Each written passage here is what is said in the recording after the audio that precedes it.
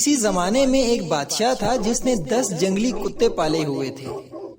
اس کے وزیروں میں سے جب بھی کوئی وزیر غلطی کرتا، بادشاہ اسے ان کتوں کے آگے پھینکوا دیتا۔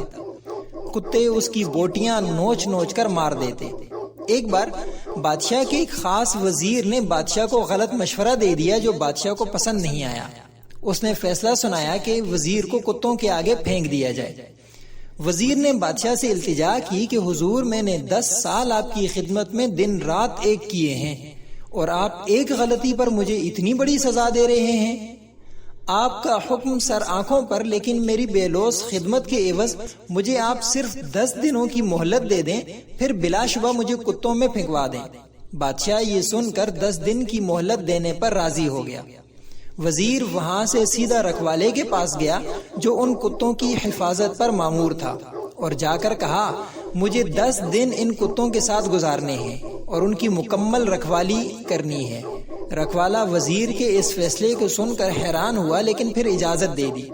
ان 10 دنوں میں وزیر نے کتوں کے کھانے پینے، اوڑھنے بچھونے، نہلانے تک کے سارے کام اپنے ذمے لے کر نہایت ذمہ داری کے ساتھ سر انجام دیے۔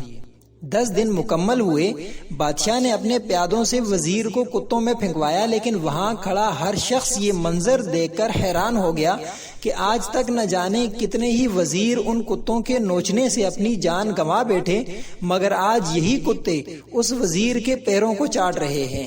بادشاہ یہ سب منظر دیکھ کر حیران ہوا اور پوچھا کہ ان کتوں کو آج کیا ہو گیا؟ وزیر نے جواب دیا، بادشاہ سلامت، میں آپ کو یہی دکھانا چاہتا تھا کہ میں نے صرف 10 دن ان کتوں کی خدمت کی اور یہ میرے ان 10 دنوں میں کیے گئے احسانات کو بھول نہیں پا رہے، اور یہاں میں اپنی زندگی کے 10 سال آپ کی خدمت کرنے میں رات دن ایک کر دیے، لیکن آپ نے میری ایک غلطی پر میری ساری زندگی کی خدمت گزاری کو پس پشت ڈال دیا۔ بادشاہ کو شدت سے اپنی غلطی کا احساس ہوا۔